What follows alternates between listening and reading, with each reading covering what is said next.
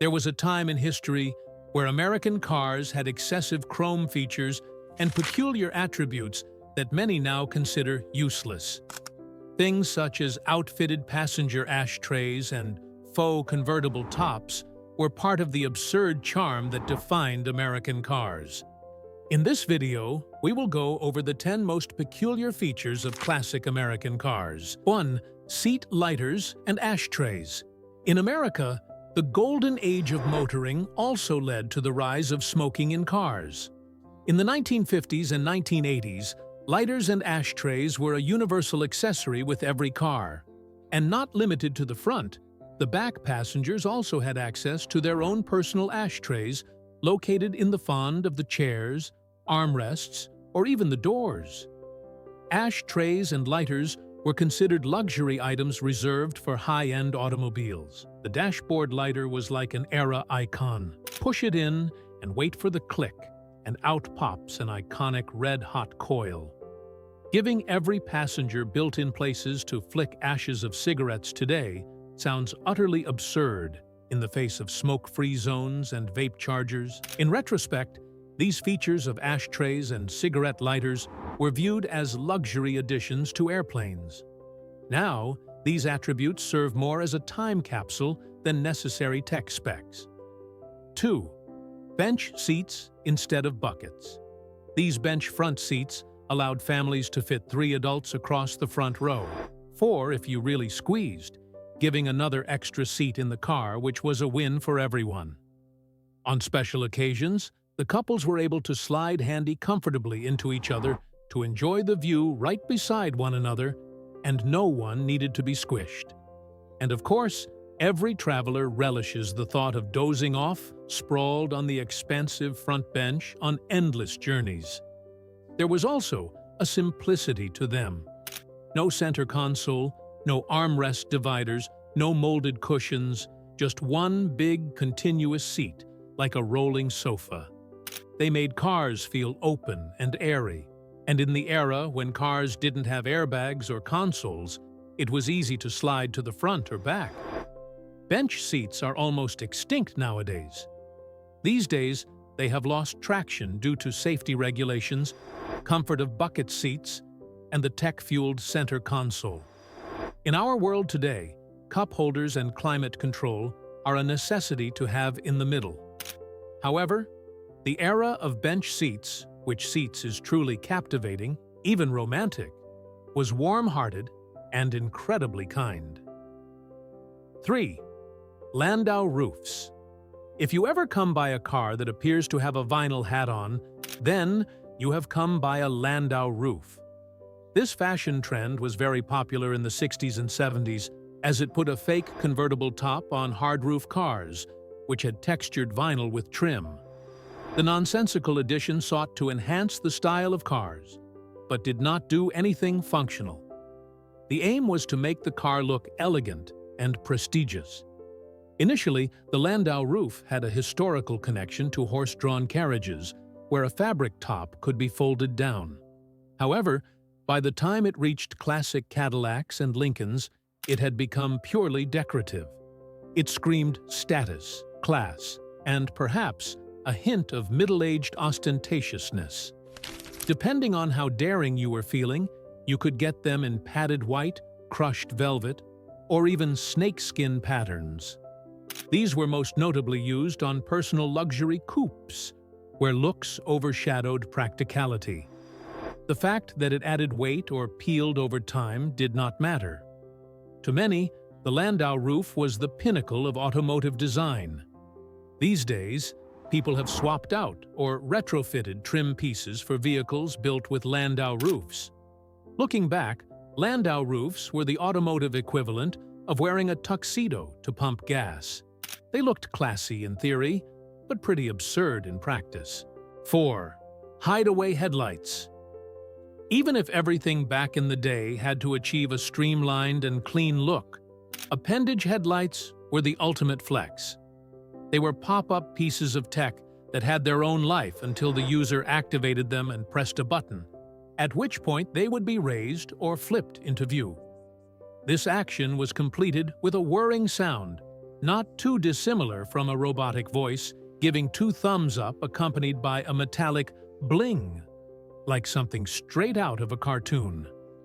From the Corvette Stingray to the Dodge Charger, pop-up headlights were everywhere, and they turned mundane front grills into masked beauties across the US during the 1960s and 1970s. But pump your brakes there. They were not just stylish. With the push of a button, curtains would rise. Eyelids would flip in slow motion, and within seconds, those covers would unveil hidden eyes. The best part? There was added drama as well. Everyone stared in awe, be it adults, kids, or even self-proclaimed car enthusiasts. The advance in technology meant everything. Now, here's the bust. They didn't always work perfectly. Motors jammed, vacuum systems failed, and if someone was unlucky, one stuck while the other decided to free float. And maintenance? If I told you fixing these bad cherries on cars was like performing ocular surgery on an animatronic, so to say, it wouldn't be an understatement. In the end, a mix of complex regulations and evolving design considerations combined to seal their fate. Nowadays, cars are designed with LED sleekness and automatic lighting. This technology makes pop-up headlights look mechanically overly intricate. But, for those few pop culture moments, headlights did not merely shine, they made an entrance. 5. Opera windows. You've likely come across a 1970s luxury coupe with an inexplicable tiny window on the rear pillar. If so, you have met the infamous opera window. These windows, along with other accessories on some luxury coupes, were designed completely for show. Did they offer practicality? Number, they neither opened, improved visibility, nor allowed light to stream in. They did help to amplify the unapologetic style these windows were put on luxury cars. Consider Lincoln, Chrysler, and Buick. For these guys, style was simply a matter of slapping on some extravagant chrome trim and calling it a day. The term originated from wondering why the passengers of ancient horse-drawn carriages needed small windows to spy on the world outside. By the time it reached car 70s models, it was more about trying to market sophistication in one way or another, even if it wasn't needed. Currently, opera windows are practically obsolete. They serve no functional purpose, and their gaudy formalism utterly clashes with the contemporary trend toward minimalism. But they still remain one of the most gloriously and oddly charming, superfluous features of design in American automotive history. 6. Manual chokes. With the absence of modern sensors and fuel injection technology, starting your vehicle required more effort than twisting a key. You had to know your machine, and sometimes that meant engaging the manual choke.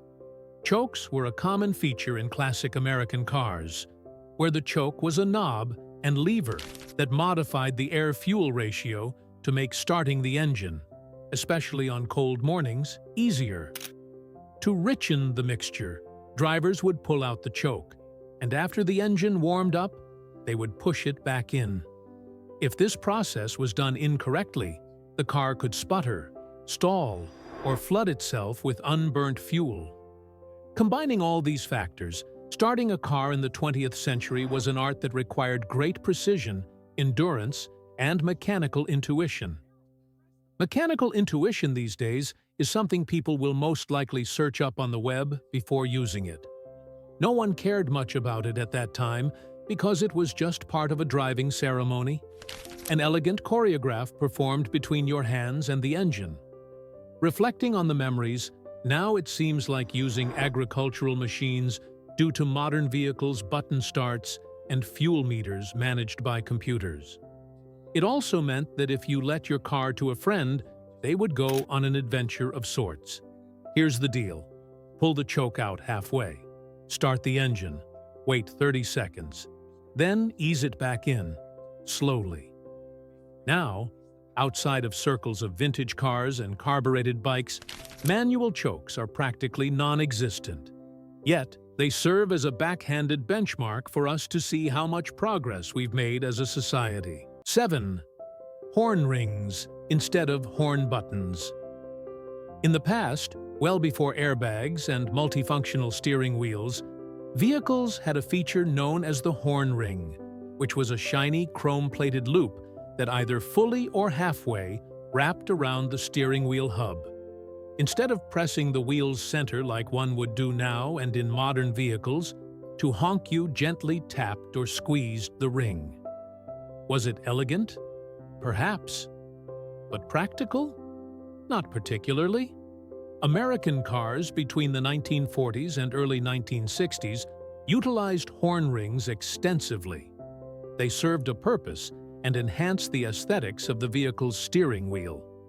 This was especially noticeable with full chrome spokes and oversized center emblems, which made the steering wheel space-age.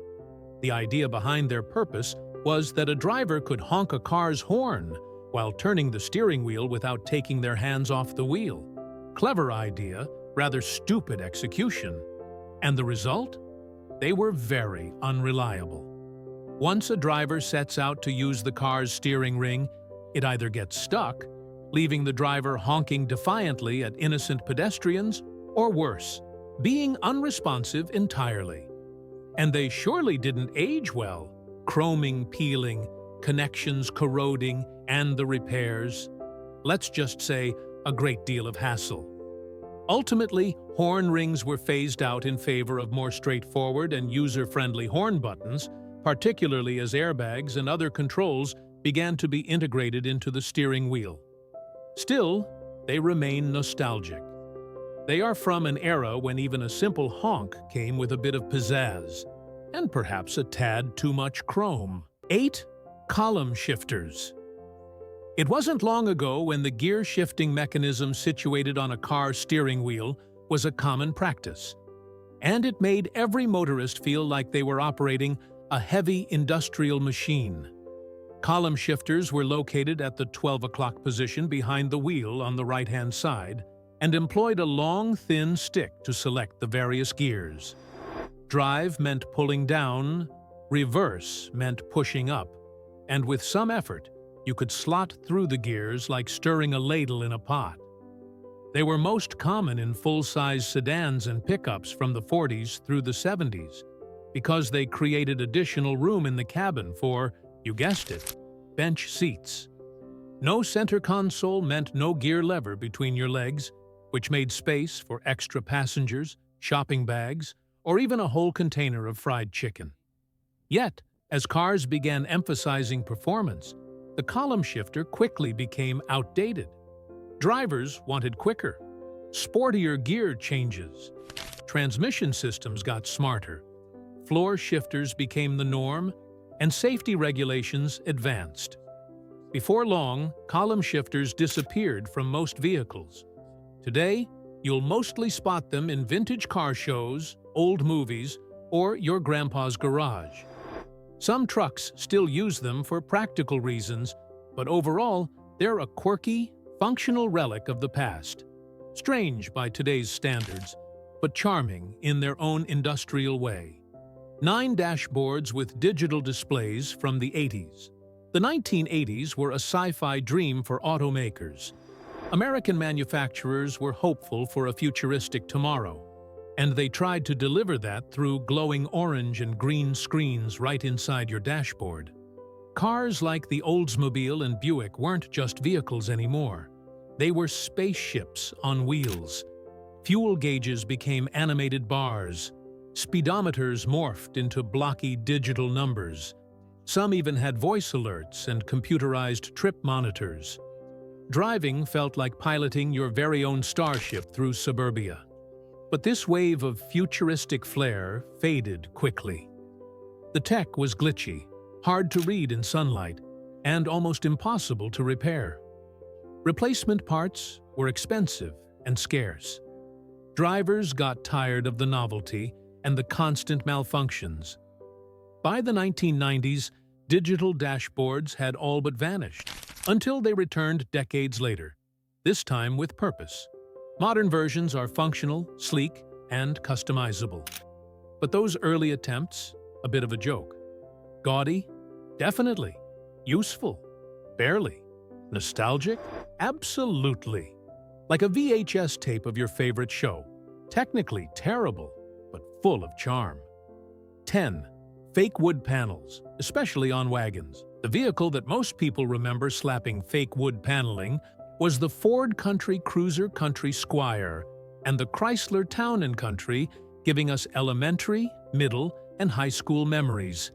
If the 70s and 80s had an obsession with automobiles, it was obnoxiously festooning wagons with faux wood striping to evoke luxury.